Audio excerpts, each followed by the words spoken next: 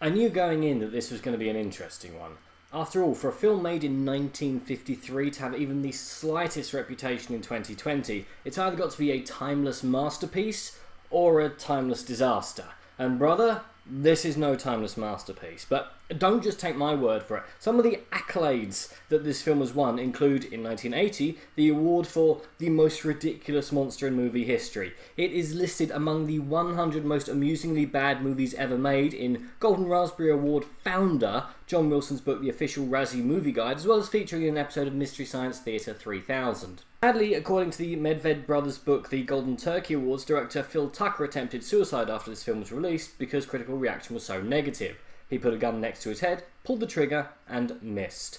But on the positive side, this film made $1 million in 1953 on a budget of $16,000. So with no sets at all, it's considered the first science fiction film with stereophonic sound and was even shown on MTV in its original 3D format. MTV offered 3D viewing glasses by mail ahead of the broadcast date, which, was nice of them.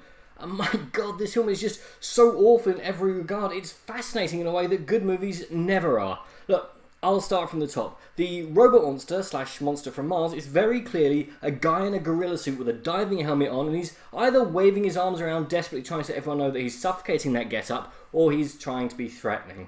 He's under orders from the Great Guidance, same guy but this time with a violin bow, whatever works I guess, to wipe out the humans with his dreaded Calcinator Death Ray, which is either a terrifying brand of toothpaste or the weapon of a villain of the week from Doctor Who. He's done a great job wiping out everybody in the world apart from 8 human-shaped pieces of cardboard that are our main characters. How they survived, I genuinely have no idea. Maybe they all use Colgate.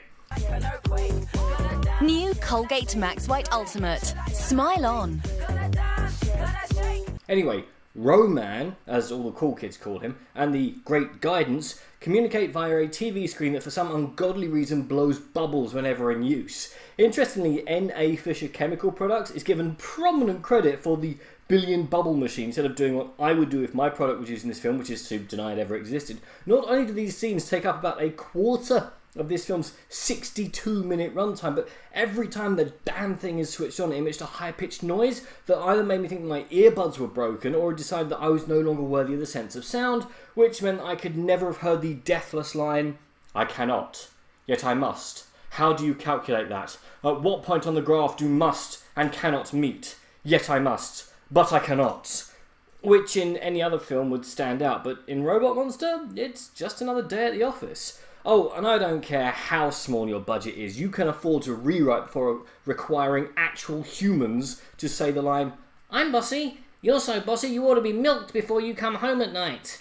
Anyway, after a toy rocket being held by a glove against a bit of black cloth is destroyed in a puff of talcum powder, after Roman destroys a few desperate refugees trying to escape in humanity's fastest rocket, we're left with him hunting down the remaining humans, whilst at the same time falling in love with one of the female pieces of cardboard. It runs out of steam after about 45 minutes and then starts stealing footage from other films. It's short, terrible, and I wasn't sure whether I was meant to laugh at it or just be amazed at what you could get into cinema screens back in those days. But you have got to see it.